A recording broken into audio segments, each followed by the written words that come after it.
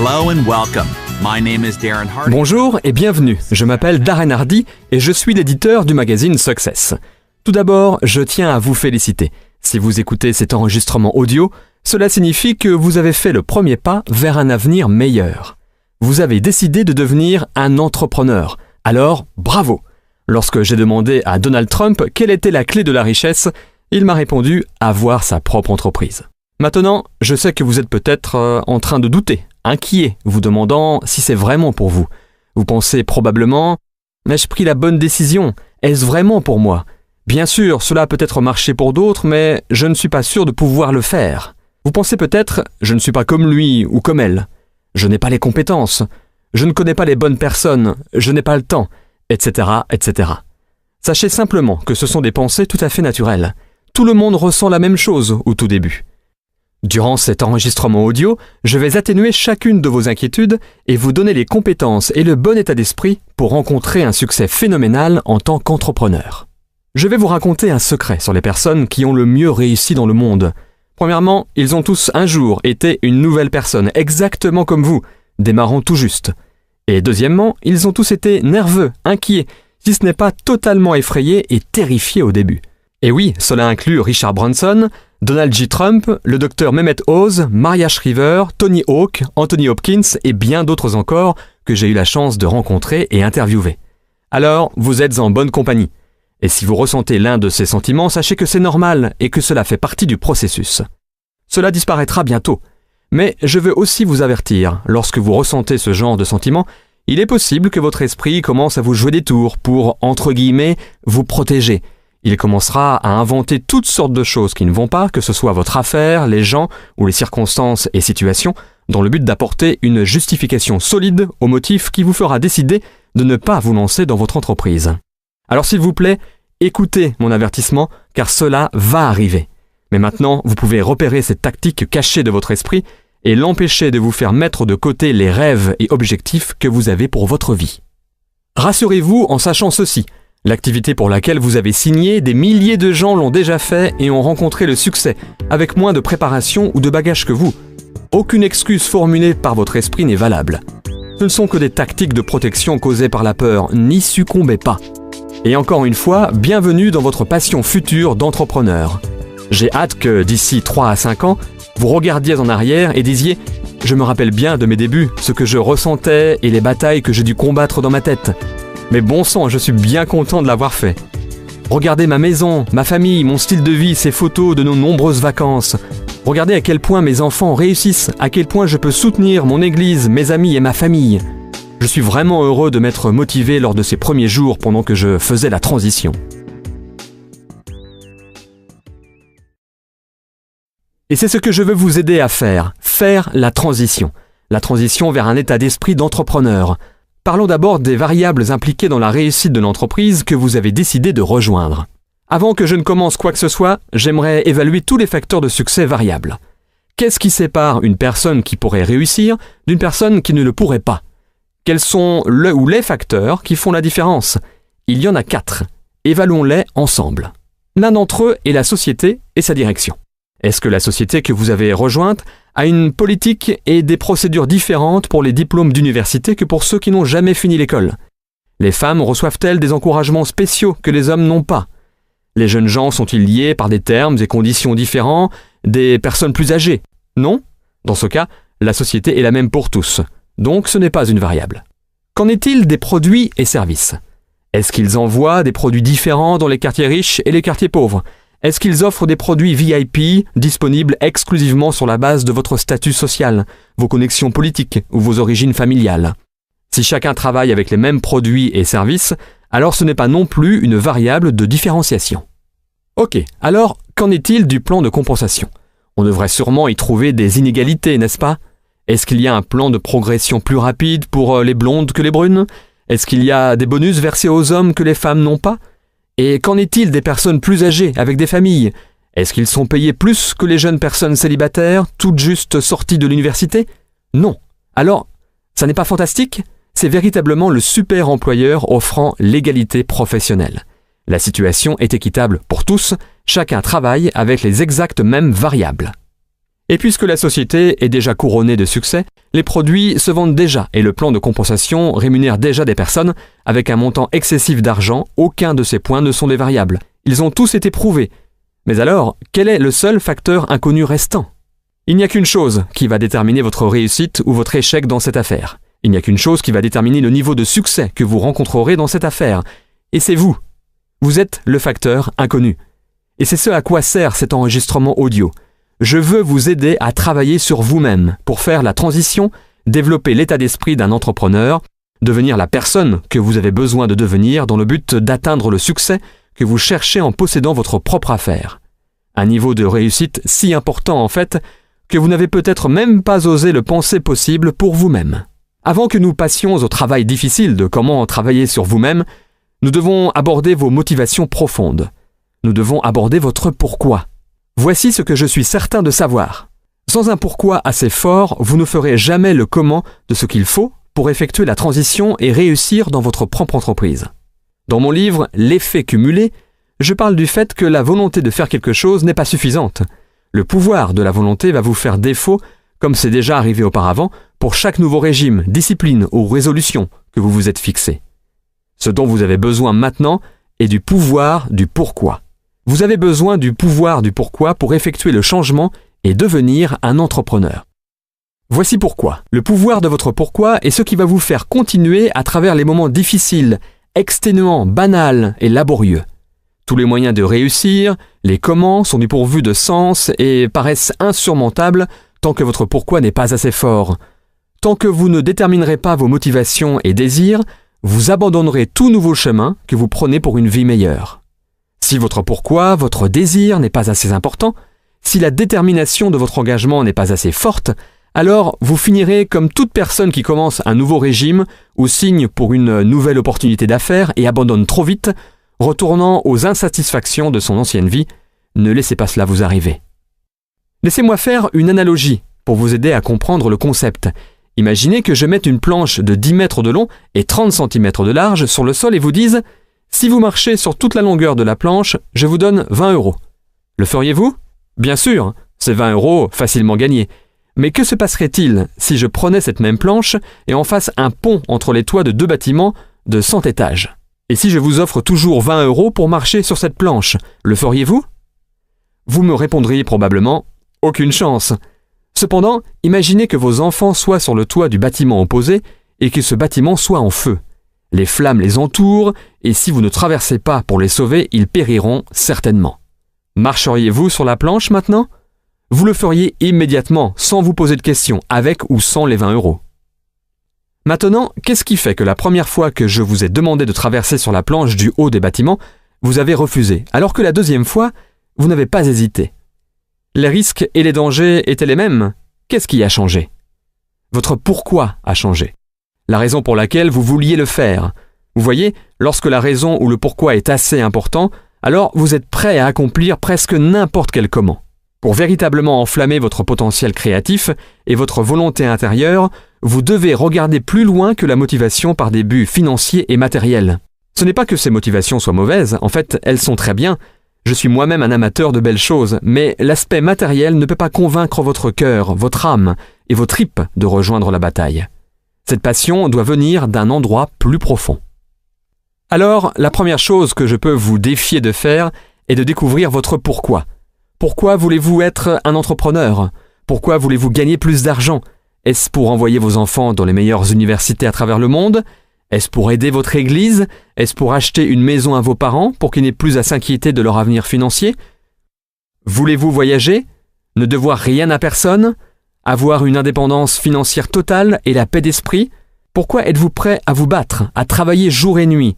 Pour quelles raisons marcheriez-vous sur cette planche haute de 100 étages ?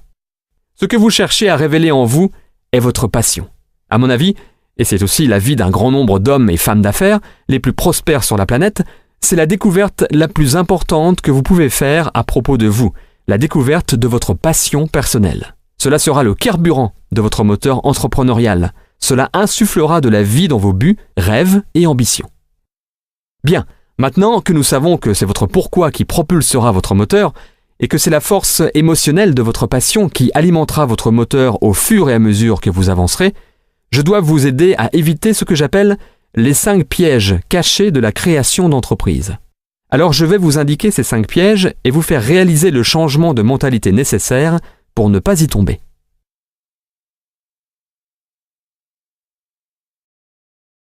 Êtes-vous prêt? Très bien. Voici le facteur de succès numéro 1. Tout ce que vous avez accumulé en travaillant dur jusqu'à maintenant est inutile. Toutes les études que vous avez faites, votre CV, tous les prix que vous avez reçus, les titres que vous avez atteints durant l'ascension des échelons professionnels, tout ceci n'a aucune valeur dans votre réussite en tant qu'entrepreneur. En fait, je vais aller jusqu'à dire que ces facteurs de succès seront vos plus grands ralentisseurs dans votre capacité à réussir dans ce domaine. Pourquoi? Essentiellement parce que vous avez passé les dernières 10, 20, 30, 40 ou même 50 années à vous reposer sur ces forces que vous avez développées. Votre succès était basé sur à quel point vous faisiez bien les choses, à quel point vous vous présentiez bien, vendiez bien et réalisiez de bonnes performances. Votre procédure unique dans votre travail était votre arme secrète et votre avantage. L'affaire dans laquelle vous êtes maintenant n'est pas à propos de vous ou ce que vous pouvez faire. En fait, c'est le modèle opposé. C'est l'un des changements de mentalité les plus importants que je peux vous aider à faire pour vous aider à réussir dans cette entreprise. Votre carrière précédente était basée sur vos efforts, vos livrables. Cette nouvelle entreprise offre le modèle opposé. Ce n'est pas à propos de ce que vous pouvez faire, mais ce que vous pouvez modéliser et faire reproduire à des centaines, milliers et même dizaines de milliers de personnes. Vous êtes habitué à produire 100% des résultats grâce à vos efforts. La beauté de ce modèle est que vous pouvez gagner 1% des efforts de 100 personnes, si ce n'est pas 1% de 1000, 10 000 ou plus de personnes, au lieu de seulement 100% de vos propres efforts continus. Vous n'êtes plus le sujet, le modèle de duplication simple et facile l'est. Je sais que c'est un concept qui sera difficile à intégrer pour vous, car avant, votre modèle de réussite était construit sur les qualités uniques et dynamiques de vos compétences et procédés. Maintenant, l'objectif est le contraire. La solution est un système simple, de façon à ce que chacun, quel que soit son passé, ses compétences ou sa localisation géographique, puisse faire avec succès ce que vous faites. Pour passer de vous seul à quelques personnes, puis une centaine et ensuite des milliers, vous avez besoin d'un système simple et duplicable que toute personne avec peu ou pas de compétences puisse utiliser n'importe où et n'importe quand. L'entreprise que vous rejoignez possède un tel système. Ne l'entravez pas. S'il vous plaît, écoutez bien ceci. Vous allez éprouver plus de difficultés avec ce que vous avez besoin de désapprendre, d'oublier, qu'avec ce que vous devez apprendre pour être couronné de succès dans cette affaire. Vos décennies de conditionnement académique et professionnel vont vous forcer à interférer avec ce modèle de duplication simple et à effet de levier. Et même si vous avez la chance d'avoir trouvé cette opportunité tôt dans votre vie professionnelle, vous allez quand même avoir tendance à vouloir le faire à votre façon et donc à saboter le système. Laissez-moi vous donner des conseils essentiels pour vous aider à éviter le piège numéro 1. Voici le premier. Oubliez tout ce que vous connaissez. Soyez à nouveau un écolier. Ayez la volonté d'apprendre de façon insatiable. C'est comme ceci. Imaginez acheter une franchise McDonald's. Il est prouvé qu'ils ont établi et développé un système qui fonctionne et rapporte de l'argent. Maintenant, vous arrivez et dites « Hé, j'adore les sandwichs au jambon, alors je vais remplacer le Big Mac par le Big Pig. » Non, vous ne feriez pas ça. Quoi qu'il fasse, cela a été développé suite à des études appliquées, de la recherche et des tests. N'interférez pas avec cela. Contentez-vous de les suivre. Deuxième conseil. Faites confiance et connectez-vous au système. L'impératif le plus important pour promouvoir la duplication est d'avoir un système auquel tout le monde, où qu'il soit, puisse se connecter. C'est là que vous transférez le sujet d'être à propos de vous à être à propos du système. Vous ne voulez pas faire tout le travail, déjà cela ne fonctionnera pas, et vous vous tuerez à essayer. Non, vous voulez que le système fasse tout le travail. Non seulement cela fonctionnera pour vous, mais cela marchera pour tout le monde. Et c'est là que la magie de la duplication entre en scène et envoie votre potentiel financier dans la stratosphère. Et tout cela est de plus renforcé par le troisième conseil. Utilisez les outils, n'en soyez pas un. L'entreprise a minutieusement développé et mis à votre disposition les meilleurs outils possibles. Ils ont collaboré avec les meilleurs experts et investi beaucoup d'argent pour créer des matériaux et documents conçus professionnellement, des CD, des DVD, des sites internet, des magazines, des brochures et d'autres encore qui racontent l'histoire de l'activité, de l'entreprise et de l'opportunité. Vous n'avez pas besoin de le faire, alors Ne le faites pas. Voyez-le de cette manière. L'outil est la publicité ou l'histoire du produit, du service et de la société. La société aurait pu payer des opérateurs de chaînes câblées, des stations de radio ou des journaux pour publier cette publicité, mais au lieu de cela, il vous donne l'opportunité de le faire. La société en bénéficie en ayant sa publicité réalisée par une source de confiance, crédible, vous, et pour vous, le bénéfice est que si la personne est intéressée, vous êtes payé, au lieu que ce soit des gens de la chaîne télé, de la station de radio ou du journal. Et pas seulement une fois, à chaque fois. Et pas seulement à chaque fois que vous montrez cet outil, mais à chaque effet de ricochet, effet viral qui part de ce point. Parlons donc du piège numéro 2, le manque de structure. À première vue, cela paraît être formidable. Vous êtes enfin libre. Vous n'avez plus à faire de navette pour aller au même endroit jour après jour et après jour. Vous n'êtes plus relégué à rester dans votre petit bureau à cloison ou enchaîné à votre bureau entouré par les 4 mêmes murs. Et il n'y a personne à qui vous devez dire oui, remettre des rapports ou qui est toujours là à vous surveiller. Vous n'avez pas besoin de téléphoner si jamais vous allez arriver en retard ou demander pour prendre des vacances ou même pour aller à un rendez-vous médical. Vous êtes libre. Vous pouvez faire ce que vous souhaitez lorsque vous le souhaitez et de la façon dont vous le souhaitez. Et pour le nouvel entrepreneur, c'est terrible. C'est terrible car c'est un territoire complètement étranger qui peut être incroyablement inconfortable. Tout au moins, les comportements, les disciplines et les systèmes de motivation personnelle et d'auto-responsabilisation ne sont pas développés. Pensez-y. Pour la plupart des gens, leur vie entière a été rigoureusement structurée. Lorsque vous étiez à l'école, on vous a dit combien d'unités vous deviez avoir pour obtenir tel ou tel diplôme. On vous a remis un programme avec des attentes précises, des délais stricts et vous étiez testé sur vos performances. Vos résultats vous étaient remis en noir sur blanc sur votre feuille d'examen. Lorsque vous avez quitté l'école et obtenu un emploi, on vous a dit où vous asseoir, quand vous y asseoir, pour combien de temps, quand aller déjeuner et quand revenir, et exactement ce que vous deviez faire lorsque vous étiez assis à cette place. On vous a remis un descriptif de poste et vous étiez redevable de rapports de progression réguliers. Et tout ceci sous l'œil vigilant et constamment ouvert de quelqu'un employé simplement pour vous surveiller ou, je cite, vous superviser. Ces comportements, formations, conditionnements et routines ont été développés sur 10, 20, 30, peut-être même 40 ou 50 ans. Vous pouvez voir pourquoi, lorsque tout ceci est supprimé et que le nouvel entrepreneur se tient debout, sans toute cette rigoureuse structure, il peut paniquer ou être totalement improductif. Il essaie de convertir la table de cuisine en un bureau. Ses collègues de travail sont le frigo, la télé, le canapé ou les enfants qui ont toujours besoin de quelque chose et qui ont maintenant un domestique toujours disponible. Et sans patron pour les pousser à produire des résultats, la plupart des gens finissent par justifier leur, je cite, « travail » en devenant des experts sur les produits ou en faisant des listes et préparant des documents ou simplement en continuant à se préparer, et ils ne passent ainsi jamais à l'action. On dirait qu'ils ont travaillé toute la journée, mais ils n'ont en fait jamais fait les bases, d'introduire le produit ou l'opportunité à une nouvelle personne, avec l'aide d'un outil bien sûr, ou de faire un suivi sur quelqu'un contacté plus tôt. Ne confondez jamais activité avec productivité, ou mouvement avec réalisation. Il y a une grosse différence. De toute façon, après quelques semaines ou mois à se complaire de cette manière, la plupart retournent en courant à leur vie en entreprise, car même si c'est un mauvais environnement, c'est un environnement familier, et celui au sein duquel ils ont grandi et se sont habitués depuis des décennies. Est-ce que cela a du sens ? Laissez-moi vous guider sans encombre autour du piège numéro 2. Voici mon conseil numéro 1. Commencez toujours à temps partiel. C'est tellement important que je souhaite citer mon mentor, M. Jim Rohn, pour vous aider à comprendre ce point clé. Pour ceux d'entre vous qui ne connaissent pas Jim, il était considéré comme le plus grand philosophe d'entreprise des États-Unis et l'un des leaders d'opinion les plus influents de l'histoire du développement personnel. Écoutons donc Jim. Après avoir été recruté, je suis alors un distributeur de ce petit produit. Et voici ce que mon mentor, M. Schultz, me dit.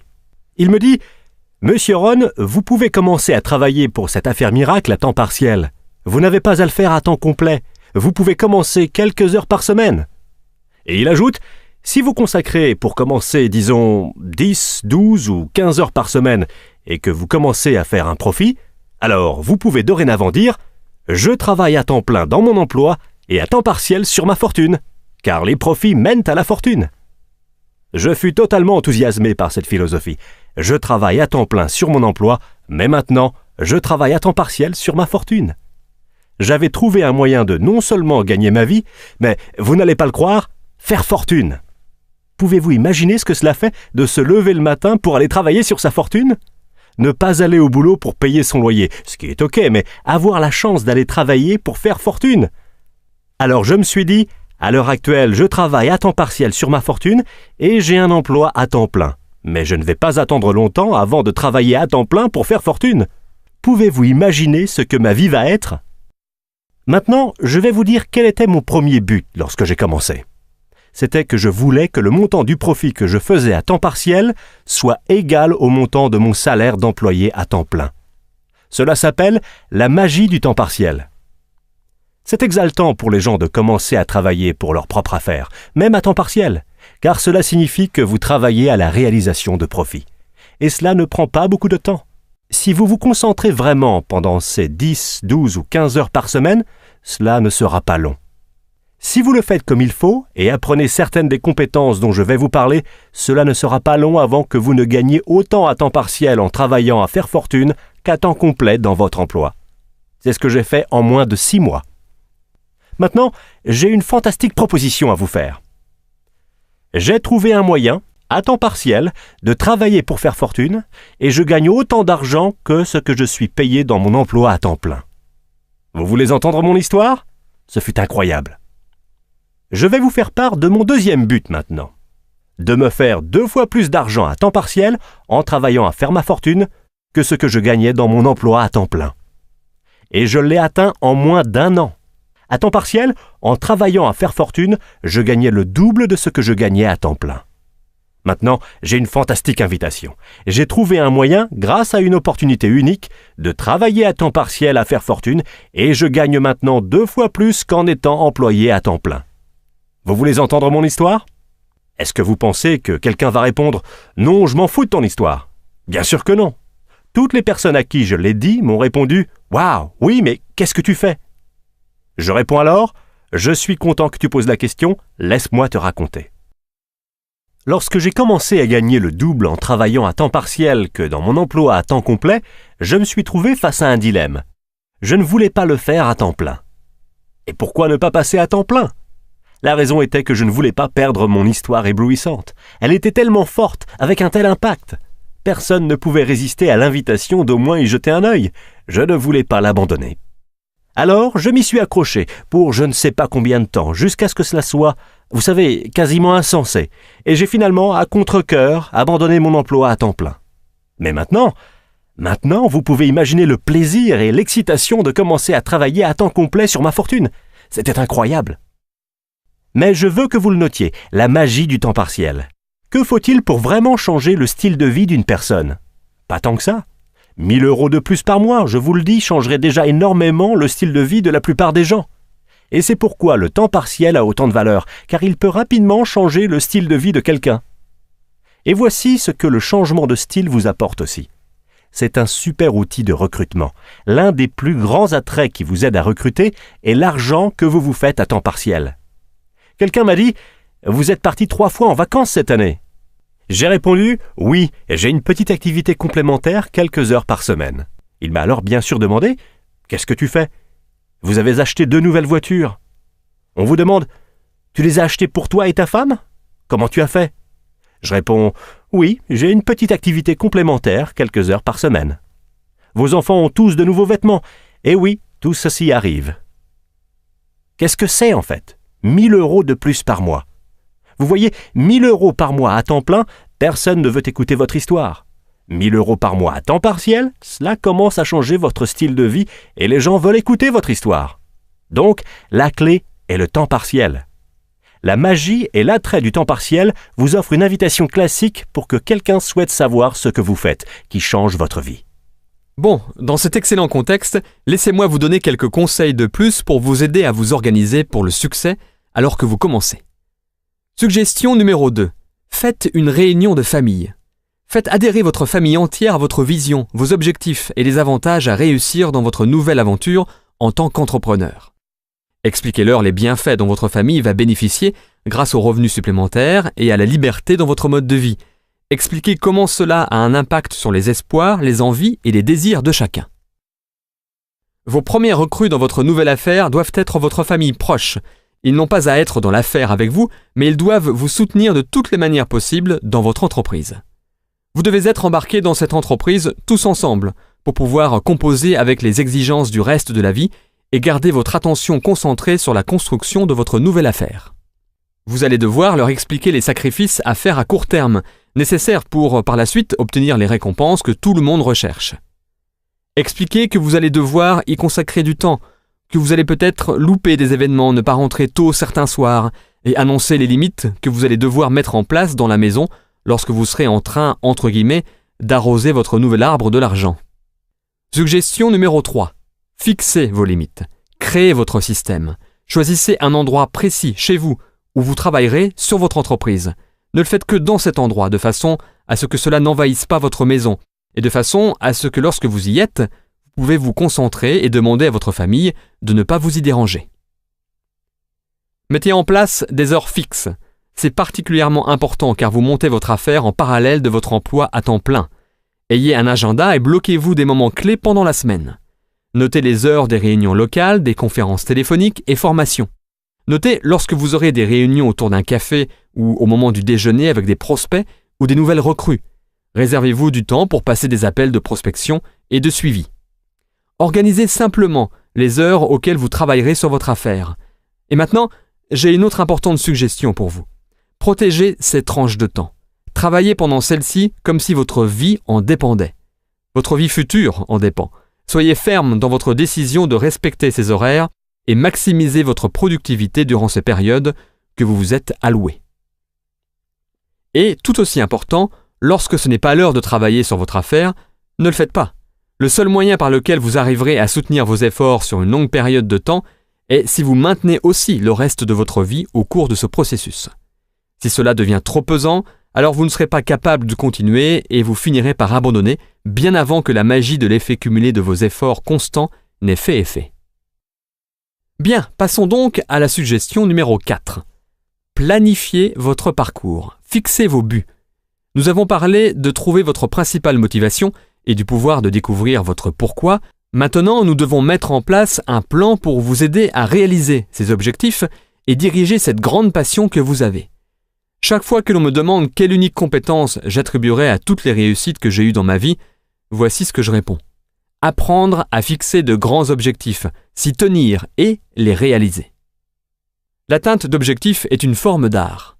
Il y a une grande différence entre prendre une résolution de nouvelle année ou mettre sur papier des objectifs tels une liste de choses à faire et mettre en place un système rigoureux de planification auquel on est redevable et le processus réel de réalisation d'objectifs bien définis. J'ai appris ce procédé très jeune et c'est la raison pour laquelle j'ai été capable d'accomplir des choses relativement extraordinaires tôt dans ma vie. Un revenu à 6 chiffres avant l'âge de 18 ans, à 7 chiffres avant l'âge de 24 ans et une entreprise de 40 millions d'euros à l'âge de 27 ans. Je ne vous dis ça que pour illustrer les résultats que la maîtrise de cette compétence peut produire. C'est une forme d'art qui a été un sujet d'étude constant et un processus d'amélioration continue pour moi ces 20 dernières années. Je l'ai ainsi réduit en éléments essentiels et construit un système derrière qui non seulement vous aide à articuler et documenter vos grandes ambitions, mais aussi à tracer un plan d'action de comment y arriver et construire un système de responsabilité et de progrès qui vous guide au cours du processus pour vous aider à vraiment réaliser ces grands objectifs. Si vous êtes intéressé par ce système, vous pouvez le trouver sur success.com/bestyearever. Si vous vous procurez un exemplaire, je peux vous promettre qu'il va devenir le livre le plus important que vous allez avoir sur vous chaque jour, et non pas pour ce que j'y ai écrit, mais pour ce que vous allez y écrire. Ce sera le livre qui héberge votre pourquoi et la collection de vos passions et motivations profondes pour vouloir réussir, persister et mener à bien cette aventure. Maintenant, grâce à ce chemin en or menant à vos objectifs, votre organisation hebdomadaire pour toujours aller de l'avant et l'environnement étant déterminé pour accomplir les actions à prendre, nous vous avons fait éviter avec succès le piège numéro 2. Et cela mène directement au piège numéro 3, l'engagement. Comme je l'ai mentionné en parlant du piège 2, les plus grands avantages de cette nouvelle aventure en sont aussi les plus grands dangers. Voici le problème. Il est trop facile de se lancer dans cette affaire. Il n'y a pas beaucoup de sacrifices à faire. Comme Warren Buffett, un investisseur connu, le dit, on ne met pas sa peau en jeu. Vous ne risquez rien, même si je ferais remarquer que votre avenir entier, votre future liberté financière et émotionnelle sont en jeu, mais cela ne semble jamais être suffisant. Vous devez risquer vos finances pour obtenir l'attention des gens. Et c'est là que réside le problème. Cela ne coûte pas cher de se lancer dans cette affaire. Si on y entre facilement, on en sort aussi facilement. C'est pourquoi cette activité a souvent une porte-tambour évidente. Mais l'activité n'est pas le problème, les gens sont le problème. Ou plus exactement, leur manque d'engagement est le problème. Dans la plupart des cas, ce piège est le seul obstacle dans le parcours d'une personne voulant réussir. Le modèle d'activité est prouvé.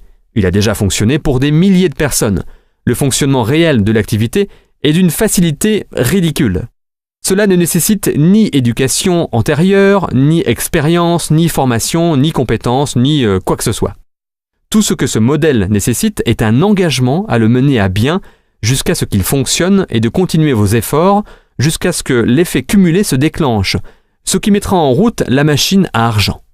Mais pourtant, peu de gens prennent l'engagement de persévérer, alors que c'est aussi simple que cela.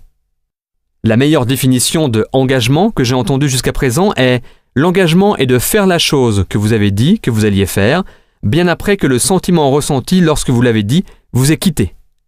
Je vous préviens, à l'heure actuelle, vous êtes peut-être tout feu tout flamme à propos de cette entreprise. Vous vous dites « jamais, jamais je n'abandonnerai tant que je n'ai pas réussi ». Mais ce sentiment va finir par s'estomper. Vous retournerez à votre vie routinière, fréquenterez les mêmes personnes, vos pairs et votre famille, et serez frappé par la complexité des obligations de la vie. Cela sera à ce moment que votre engagement sera mis au test. Votre humeur sera différente, mais votre engagement à rester dans l'activité devra être le même. Voici le meilleur conseil que je puisse vous donner pendant tout cet enregistrement audio. Vous êtes prêts? Alors, le voici. Quelle que soit l'activité pour laquelle vous avez signé, faites-en toujours partie dans un an. Avez-vous bien entendu? Je suis sérieux, c'est très simple. Soyez encore part de cette activité dans un an. Et d'entre-temps, faites simplement ce que nous avons discuté jusqu'à maintenant. Suivez le système, utilisez les outils, organisez votre situation de travail et exécutez les bases encore et encore pendant cette première année. Je peux vous dire avec une grande conviction que si vous faites cela, restez une année et répétez les bases systématiquement pendant cette année, vous rencontrerez le succès. Sans blague, c'est tout. Si c'est la seule chose que vous retenez de votre écoute, de vous engager et de dire « Voilà, je vais faire ça pendant une année, je vais suivre le système et faire les activités simples pendant toute cette année », alors vous venez d'avoir une astuce à 1 million d'euros. Souvenez-vous-en. Maintenant, j'aimerais vous présenter M. Robert Kiyosaki. Oui, le célèbre auteur de Père riche, Père pauvre, qui va vous stimuler un peu plus sur ce sujet. Robert va vous dire pourquoi vous et votre développement personnel sont les clés d'une plus grande réussite en tant qu'entrepreneur, et pourquoi vous devriez vous y consacrer pendant non pas une année, mais 5. Voici un extrait de son livre audio, The Perfect Business. Écoutons Robert. Lorsque je suis rentré du Vietnam, à nouveau, mon père pauvre m'a dit « Retourne à l'école ». Et pour une raison que j'ignore, cela ne me paraissait pas la chose à faire. Ce n'était pas ce que mon intuition me disait de faire. Alors, j'ai préféré faire un travail dans le développement personnel. Et j'ai découvert que le développement personnel est bien plus épanouissant, bien plus enrichissant. Mais que cela signifie que je dois sortir de mon esprit, changer mon code de pensée. Et cela signifie que je dois faire de mon mieux pour devenir plus important que ma situation actuelle. Vous savez, la plupart des personnes sont accablées par l'environnement, et particulièrement pendant cette crise. Les gens perdent leur emploi, ils manquent d'argent, bref, le monde les écrase. Le développement personnel signifie que vous devenez plus important que vos problèmes. Si vous avez des dettes, vous devez devenir plus important que votre dette. Si vous ne devenez pas plus important que votre dette, alors vous ne résoudrez jamais le problème. Si vous gagnez, disons, 40 000 euros par an, alors vous devez devenir plus important que ces 40 000 euros par an. Et ça, c'est ce que le développement personnel est. Dans les entreprises traditionnelles, ils diront toujours « Eh bien, il faut vivre en dessous de vos moyens. Vous savez, être heureux d'avoir un emploi. Et puis, Vous savez, l'année prochaine, on vous augmentera peut-être de 2%, mais seulement si vous faites ce que l'on vous dit. Ce n'est pas du développement personnel. Cela s'appelle de l'esclavage personnel. Vous devenez un esclave de l'entreprise. Si c'est ce que vous voulez faire, restez-y. Ayez une bonne vie. Ce n'est pas ma vie. J'avais besoin de devenir plus important que mes problèmes. Lorsque j'ai fondé ma première entreprise en 1978, j'ai gagné beaucoup d'argent. C'était une entreprise de portefeuille en nylon et velcro pour les surfeurs, et je suis rapidement devenu millionnaire. Mais j'ai perdu tout mon argent, et je me suis retrouvé avec une dette de près de 800 000 €. Et ce que mon père riche m'a dit à ce moment-là fut « Félicitations, tu viens d'échouer. Et tous les entrepreneurs qui réussissent échoueront d'abord 3, 4 ou 5 fois. Ils couleront autant d'entreprises, mais à chaque fois, tu en ressortiras plus intelligent. Alors votre première tâche est de trouver le moyen de rembourser ces 800 000 €. Vous voyez, je n'ai jamais déclaré faillite. J'ai juste eu à devenir plus malin et à être plus important que 800 000 €. Et ce fut le meilleur programme de formation que je n'ai jamais eu. J'ai dû reconstruire mon entreprise et rembourser les gens. Vous voyez, si j'avais eu un emploi, je n'aurais jamais pu rembourser ces 800 000 €, pas en gagnant 80 000 € par an. Il n'y aurait pas eu moyen. Les impôts m'auraient tué. Alors une fois de plus, ce fut le développement personnel. Une fois que je suis devenu plus important que ces 800 000 €, c'était fantastique. Et maintenant, je vise les centaines de millions d'euros.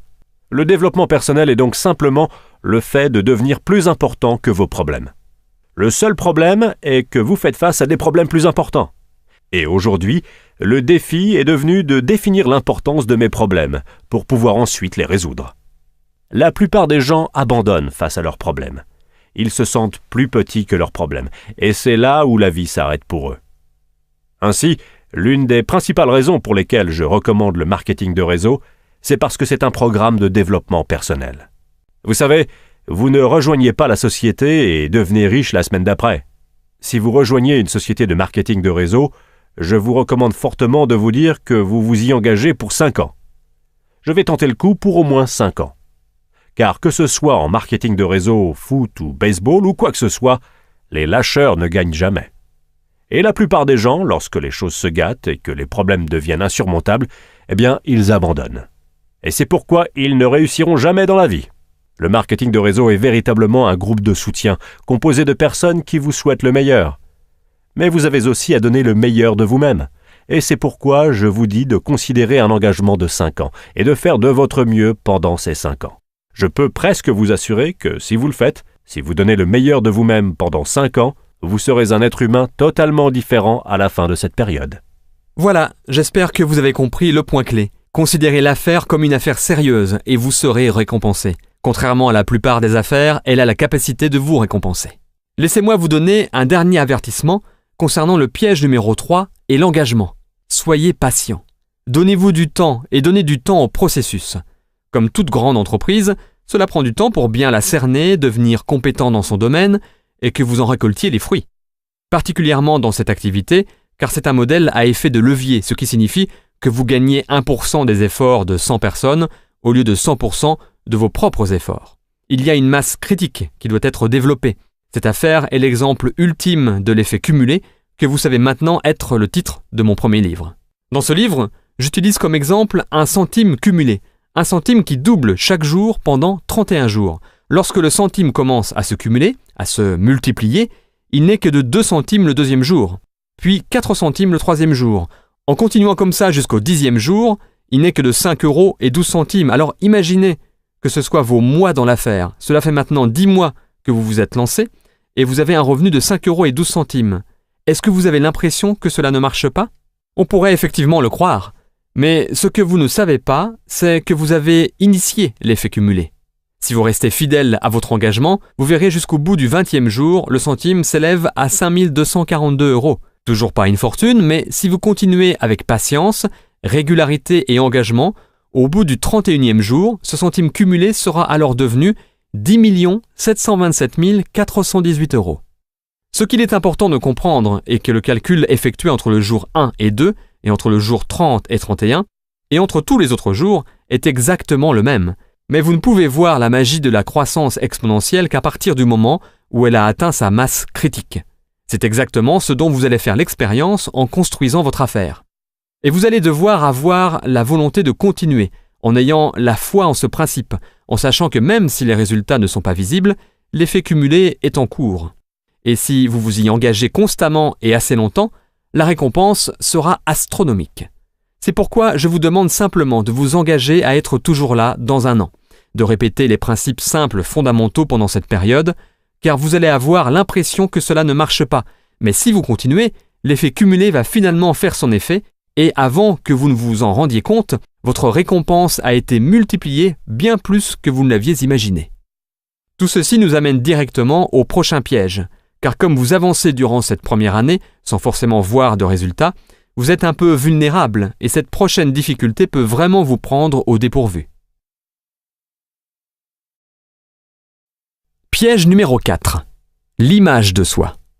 Parce que le reste du monde a été conditionné autant que vous l'avez été, par le milieu universitaire, la culture d'entreprise, les médias, les normes de la société, un entrepreneur peut se retrouver à contre-courant de la société. C'est là que vos amis et votre famille, plein de bonnes intentions, enfin en quelque sorte, essaient de vous raisonner sur vos nouvelles ambitions. Tout d'abord, il est important de reconnaître quelques-uns des sentiments de rejet que vous pourrez ressentir, et pourquoi ils peuvent être différents de tout ce que vous avez connu auparavant. Je ne veux pas que vous soyez pris au dépourvu par ce piège, alors laissez-moi vous expliquer. Le rejet par ses amis et sa famille peut vous faire souffrir plus que le type de rejet que vous auriez pu subir au travail. Vous pouvez être rejeté par un client, un prospect ou même par votre patron ou un collègue au bureau, et vous pouvez rentrer à la maison et personne ne va vraiment être au courant de votre petit échec embarrassant. Mais quand les amis et la famille vous rejettent ou rejettent votre nouvelle entreprise, cela devient plus personnel et public. Cela peut vous faire beaucoup souffrir. Quand ils disent non à votre idée de gadget au bureau, vous pouvez vous dire « Eh bien, ce n'est simplement pas pour eux ». Alors quoi? Quand ils vous disent de ne pas créer votre entreprise, cela se ressent comme s'ils vous disaient non à vous. Mais vous allez vite vous en rendre compte, ce n'est pas à vous qu'ils disent non. Ce n'est pas vous qu'ils rejettent. Ils sont en train de se dire non à eux-mêmes. Ils rejettent leur propre voix intérieure qui leur dit qu'ils devraient faire plus, se démarquer et prendre des risques, tout comme vous. Voici un point clé que vous devez savoir à propos de la transition vers l'entrepreneuriat. En suivant cette voie, vous allez vous démarquer par rapport à la majorité. Vous allez vous éloigner des normes de la société. 90% de la population sont des employés. C'est tout ce qu'ils ont toujours connu. C'est ce pourquoi ils se sont formés, c'est normal. Selon une étude menée par la Fondation Kauffman sur l'activité entrepreneuriale, seulement 10% de la population ont leur propre entreprise. Lorsque vous allez sortir de la masse des 90% de la population, ils vont vous jeter la pierre, ils vont vous faire peur, vous exposer tous les dangers et les difficultés que vous allez rencontrer. Pourquoi? J'ai bien quelques raisons en tête. Premièrement, ils ne sont simplement pas aussi courageux que vous. Ils ne peuvent pas se mettre dans l'idée de quitter la sécurité de leur emploi, leur salaire mensuel et leurs maigres avantages. Ce que vous allez faire n'entre pas dans leur vision du monde, et donc ils vont vous le faire savoir en vous avertissant sur les dangers de votre nouvelle voie.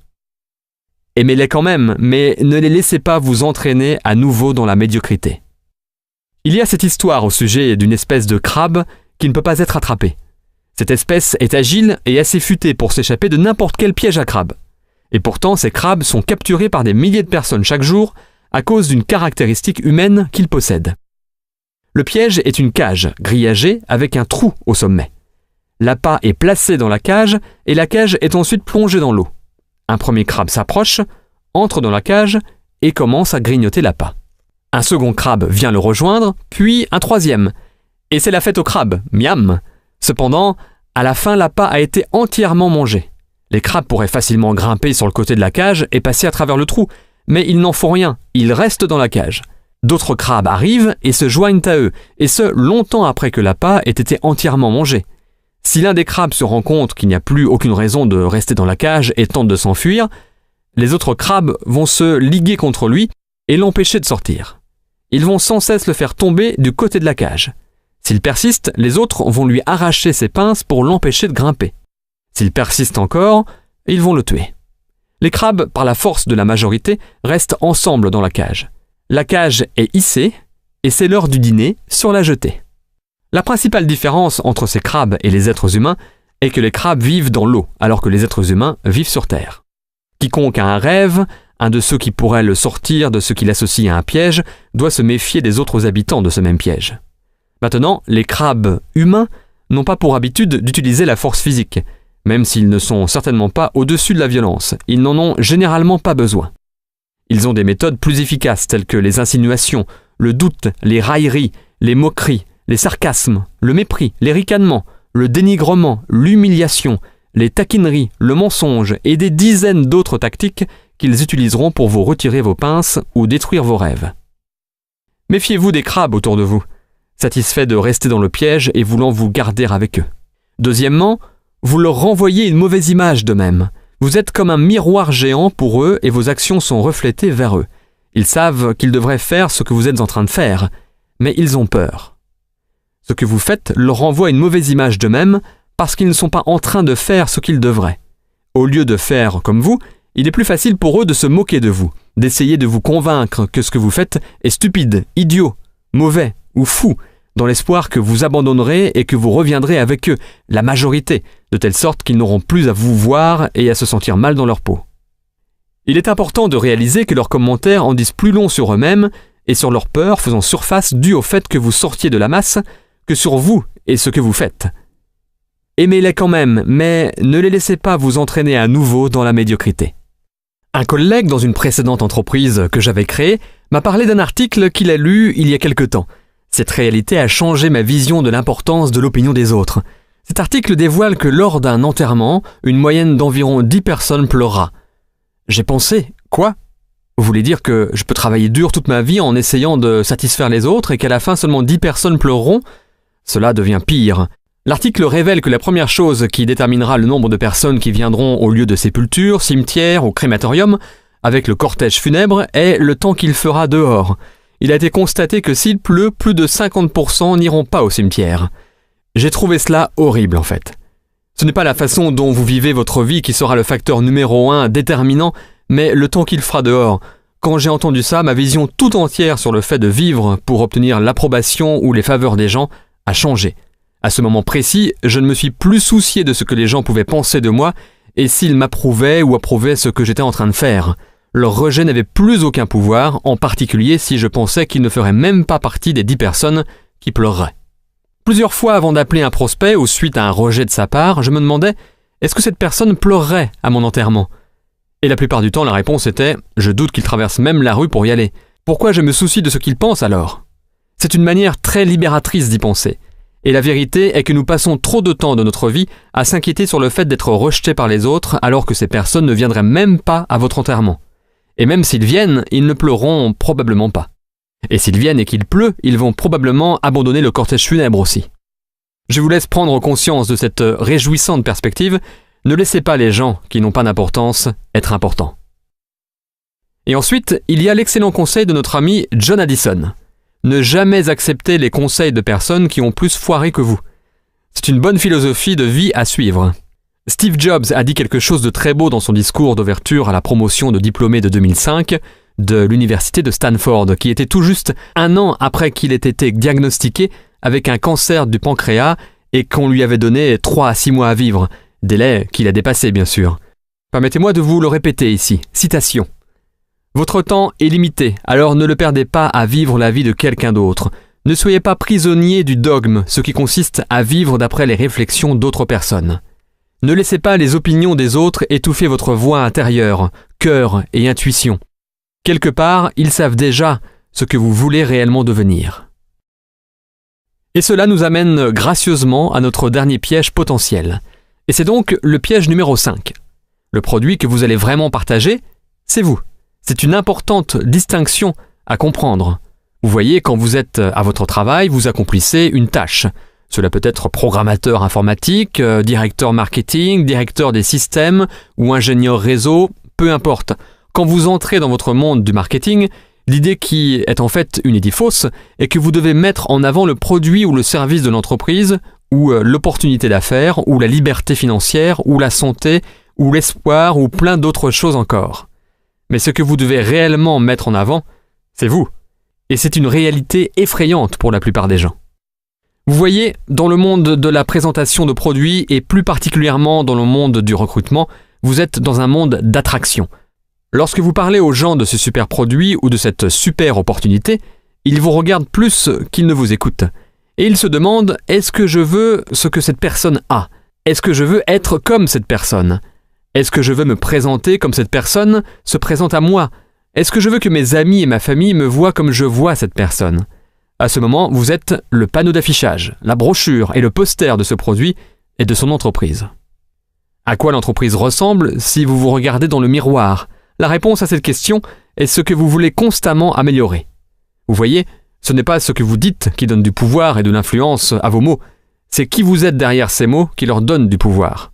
C'est une importante distinction parce que les gens sont constamment en train de se demander quoi dire. Ils pensent que c'est le script qui importe.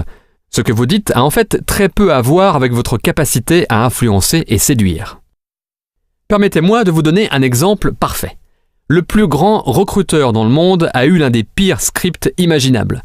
Je veux dire, si vous étiez un scénariste, vous le trouveriez épouvantable. Voici ce qu'il a dit. « Suivez-moi. » C'est tout. C'était son script de recrutement en entier. Mais il a été efficace. Pourquoi ? Ce n'était pas par rapport à ce qu'il a dit, c'était par rapport à qui il était.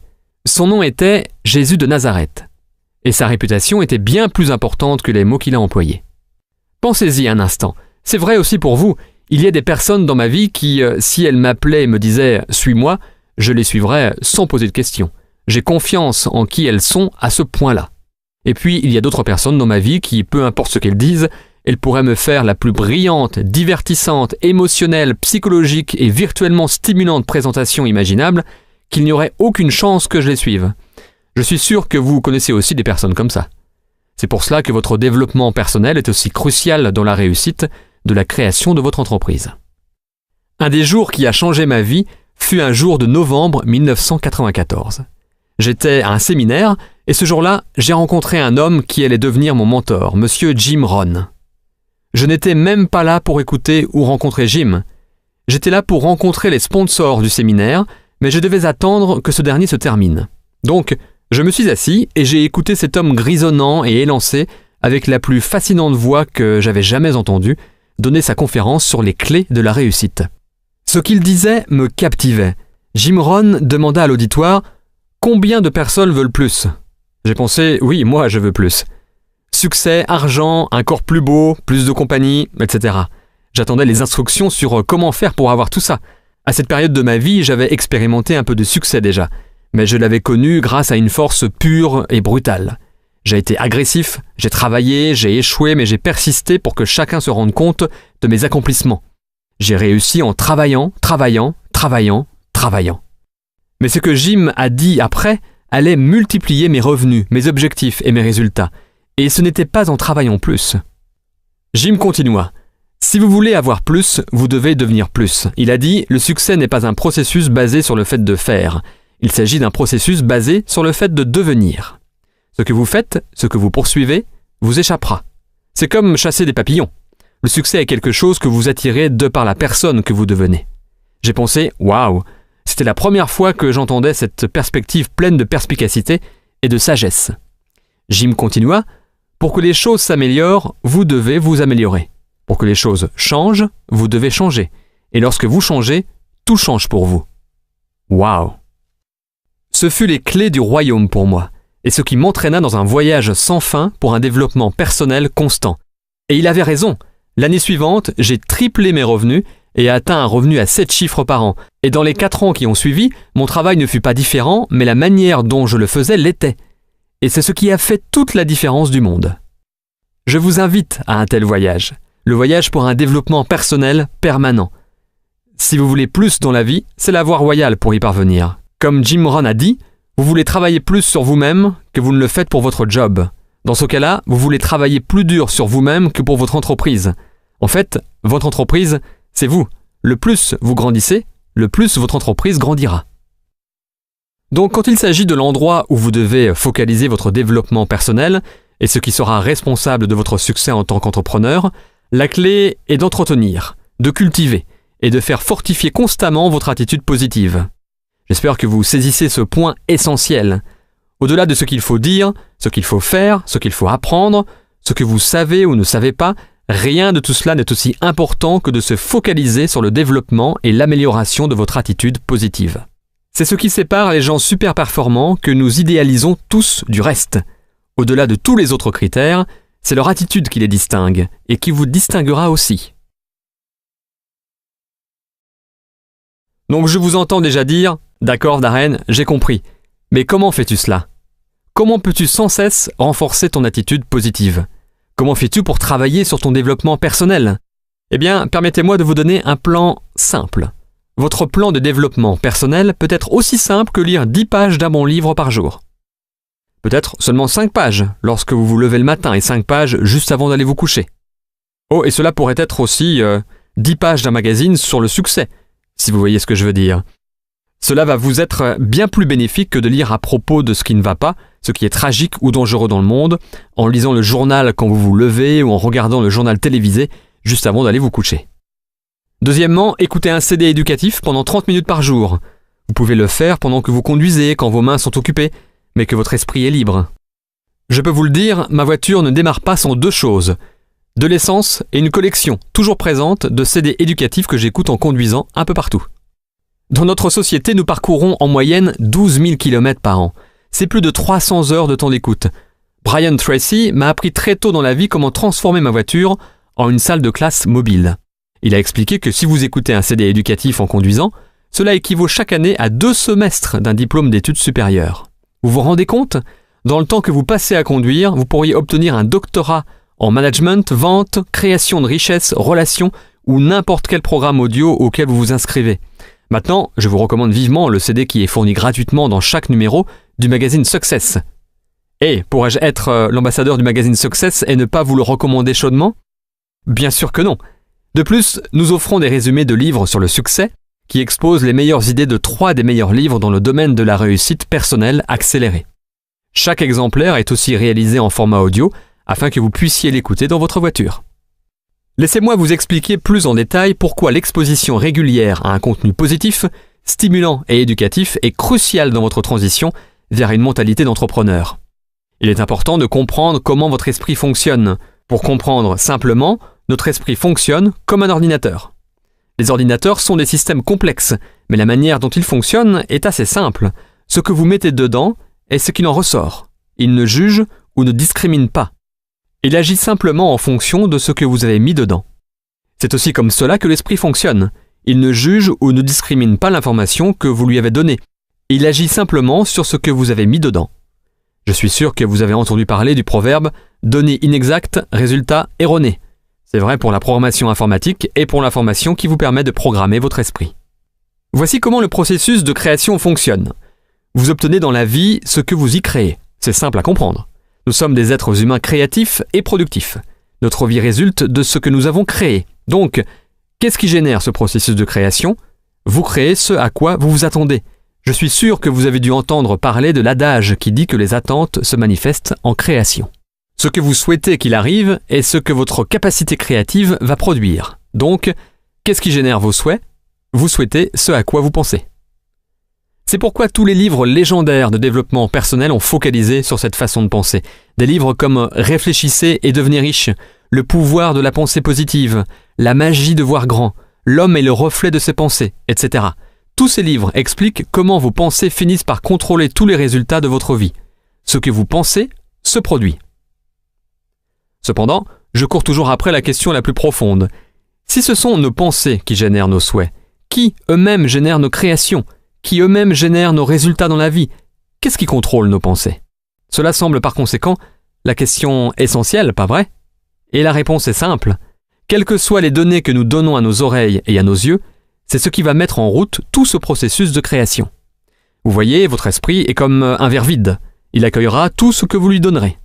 Vous mettez les derniers potins, les gros titres des magazines à scandale, les émissions de télé-réalité, et vous êtes en train de verser de l'eau sale dans votre verre. Si vous avez de l'eau foncée, lugubre et angoissante dans votre verre, tout ce que vous créez sera filtré à travers ce désordre boueux parce que c'est tout ce à quoi vous penserez. Données inexactes, résultats erronés. Toutes ces mauvaises nouvelles télévisées et diffusées à la radio à propos de meurtres, complots, décès, crises économiques et affrontements politiques génèrent votre processus de réflexion, ce qui génère vos souhaits, ce qui génère votre créativité. Mauvaise nouvelle. Mais tout comme un verre sale, si vous le rincez avec de l'eau propre et claire sous le robinet assez longtemps, vous finirez par avoir un verre d'eau claire et pure. Qu'est-ce que de l'eau claire ? Des données et des idées positives, stimulantes et soutenues. Des histoires qui inspirent. Des personnes qui, malgré les difficultés, surmontent les obstacles et réalisent de grandes choses. Stratégies de succès, prospérité, santé, amour et joie. Des idées pour créer plus d'abondance, pour grandir, se développer et devenir meilleur. Des exemples et des histoires de ce qui est bien, vrai et possible dans le monde. C'est pourquoi nous travaillons si dur ici, au magazine Success. Nous voulons vous apporter ces exemples, ces histoires, et les points clés que vous pouvez utiliser pour améliorer votre vision du monde, vous-même et les résultats que vous créez. C'est aussi pourquoi je lis plusieurs pages de quelque chose de stimulant et d'éducatif le matin et le soir, et que j'écoute des CD de développement personnel dans ma voiture. Je nettoie mon verre et je nourris mon esprit. Est-ce que cela me donne un avantage par rapport au gars qui se lève et lit le journal le matin ou écoute la radio pendant son trajet aller-retour à son travail et qui regarde les news le soir avant d'aller se coucher ? Bien sûr que cela m'en donne un. Et vous pouvez en avoir un aussi. Maintenant, écoutez ça. Après avoir tenu la promesse que vous vous êtes faite d'être toujours dans votre nouvelle affaire dans un an, cette promesse toute simple de lire 10 pages et d'écouter 30 minutes, qui par ailleurs n'inclut pas les week-ends, nous ne voulons pas vous épuiser, eh bien au total, vous aurez lu 13 livres et écouté 130 heures de documentation sur le succès et la réussite, des livres et des enregistrements sur comment devenir un leader plus confiant, un orateur plus convaincant, un travailleur plus efficace et productif, des stratégies sur comment vivre plus sainement avec plus d'énergie et de vitalité, des moyens pour entretenir une intimité plus profonde et la passion dans votre mariage ou dans vos relations personnelles. Tout. Imaginez l'impact que toute cette éducation peut avoir sur qui vous êtes et comment vous vous présentez au monde, plus particulièrement à vos amis et à votre famille et à ceux avec qui vous communiquez tous les jours. Cela vous rendra attirant bien au-delà de ce que vous pouvez imaginer, et cela fera de vous un aimant qui attirera des personnes qui partagent la même vision que vous. Donc, où pouvez-vous trouver ces ressources ? Encore une fois, vous pouvez vous rendre sur success.com, vous abonner au magazine Success et trouver d'autres livres et enregistrements audio pour continuer à nourrir et rincer votre esprit. Comme je l'ai mentionné auparavant, je vous recommande tous les enregistrements audio de Jim Rohn, et plus particulièrement mon livre et son enregistrement audio « L'effet cumulé ». Vous pouvez également vous inscrire en ligne pour recevoir Les Graines du Succès, qui est gratuit et offre des super idées, des conseils et des avis inspirés dans votre boîte de réception chaque jour. Si vous voulez une liste complète de toutes mes ressources préférées sur le développement personnel, vous pouvez les trouver sur mon blog darrenhardy.success.com.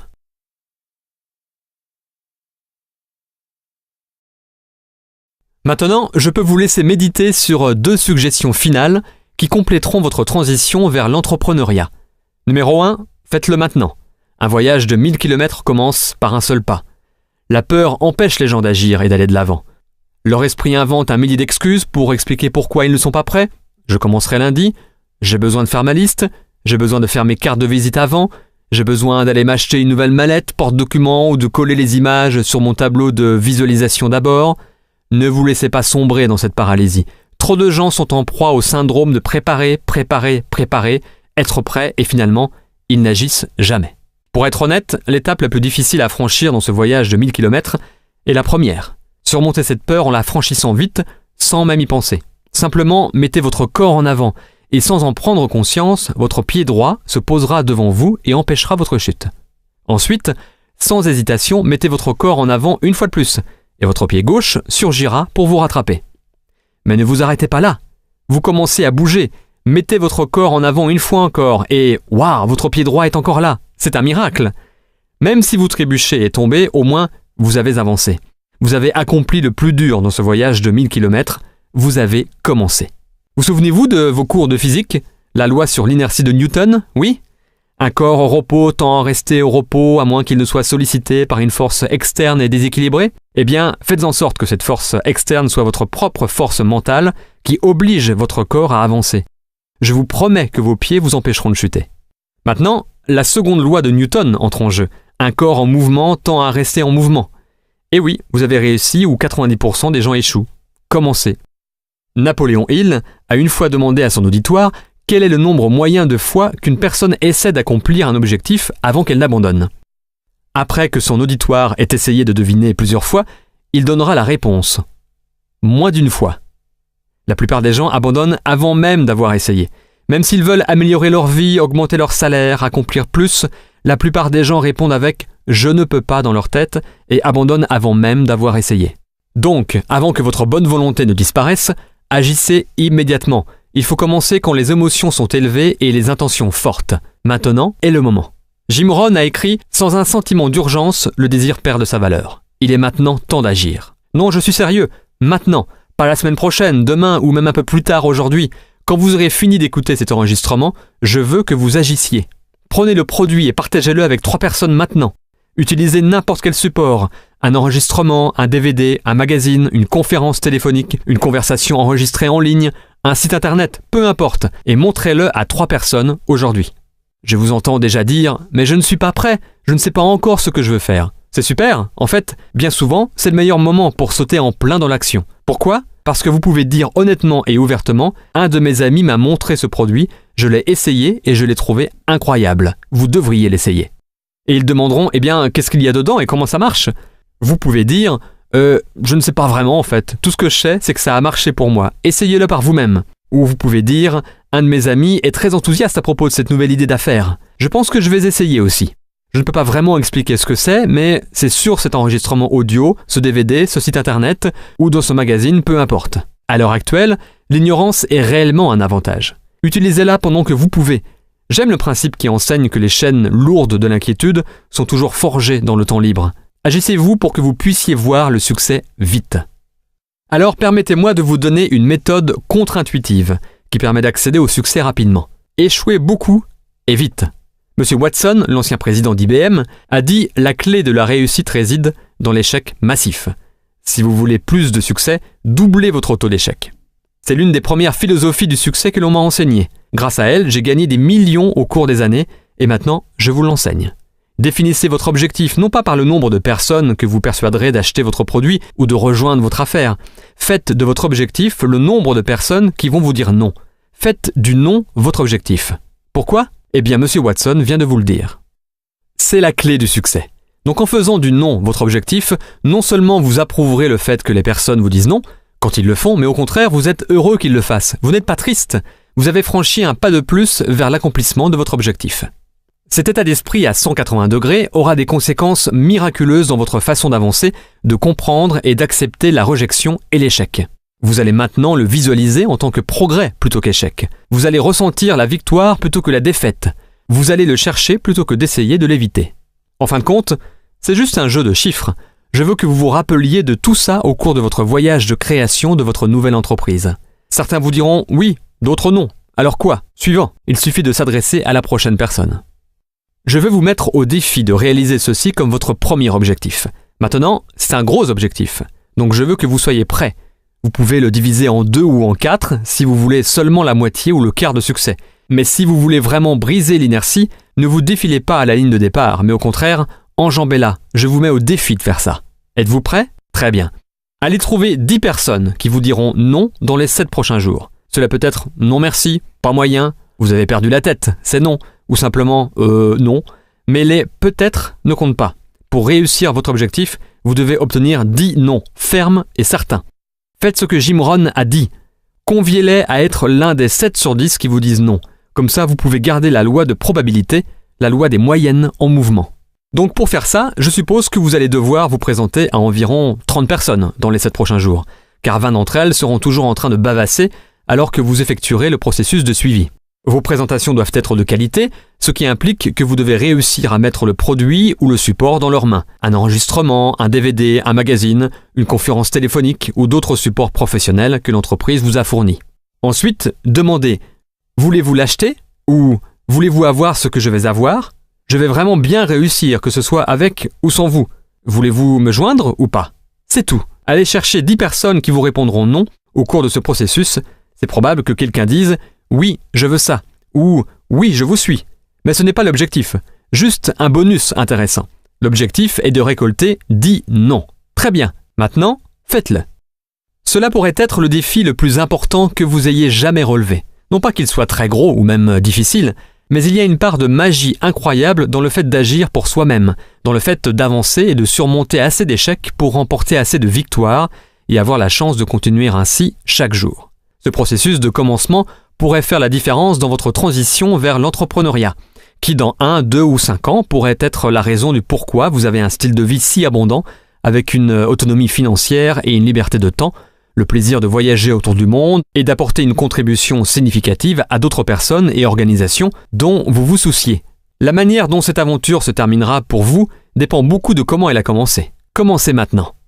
Et voici le dernier ingrédient que vous devez incorporer pour réussir votre transition vers l'entrepreneuriat. C'est un des ingrédients clés que j'ai pu observer chez toutes les personnes qui ont accompli de grandes choses et que j'ai eu la chance de rencontrer. Et c'est cela, détermination.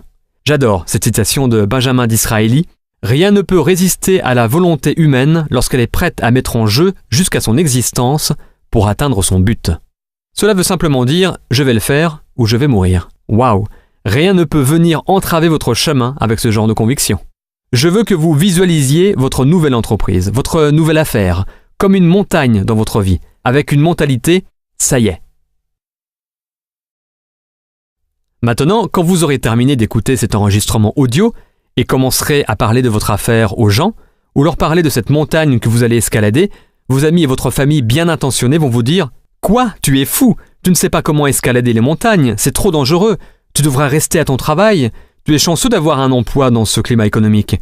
Tu ne devrais pas partir escalader des montagnes. Descends de cette montagne. » Et vous allez devoir les regarder droit dans les yeux et leur dire « Je vais au sommet. » Vous allez commencer à escalader cette montagne et les autres vont venir vers vous et vous dire « Tu sais, j'ai entendu dire que cette montagne n'est pas bonne. J'ai entendu dire que d'autres ont essayé de l'escalader et qu'ils sont tombés et se sont fait très mal. Tu ne devrais pas escalader cette montagne. Tu vas sûrement tomber et te faire mal aussi. Reste prudent et descends de cette montagne. » Et vous allez devoir les regarder droit dans les yeux et leur dire « Je vais au sommet. » Vous allez continuer d'escalader votre montagne et à nouveau, les autres vont venir vous voir et dire « Eh, tu sais, si tu veux vraiment escalader des montagnes, tu ne devrais pas escalader cette montagne. Elle est trop rocheuse, trop glissante, trop dure. Et cela va prendre beaucoup trop de temps. Tu devrais rester ici avec nous et escalader cette montagne. C'est plus facile, plus rapide. Et nous te ferons une offre spéciale si tu l'escalades. » Et vous allez devoir les regarder droit dans les yeux et dire « C'est ma montagne et je vais au sommet. Vous allez me voir, soit vous faire un signe du sommet, soit mort sur un des côtés. Je ne reviens pas. » C'est le genre de détermination que je vous souhaite. Cette détermination accompagnée de votre pourquoi, de votre engagement sans faille d'essayer pendant au moins 1 an et de votre point de départ de récolter 10 non dans les 7 prochains jours vous assure quasiment un glorieux succès. Dans les 7 prochains jours, je vous encourage d'écouter cet enregistrement audio maintes et maintes fois. Utilisez-le pendant vos 7 premiers jours pour élever votre esprit et revigorer votre morale. Écoutez-le encore et encore pour continuer à vous encourager d'avancer. Bon, je suis vraiment excité pour vous. C'est le début du reste de votre vie.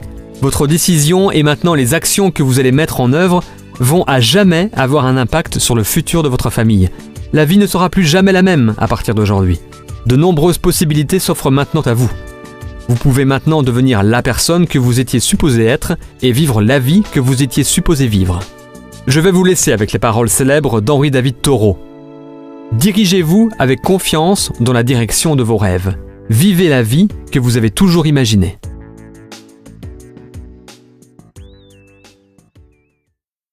Le magazine Success tient à remercier Jim Rohn International et Robert Kiyosaki pour l'utilisation des enregistrements. Vos 7 premiers jours, faire la transition, droit d'auteur 2012 par Success Media, tout droit réservé.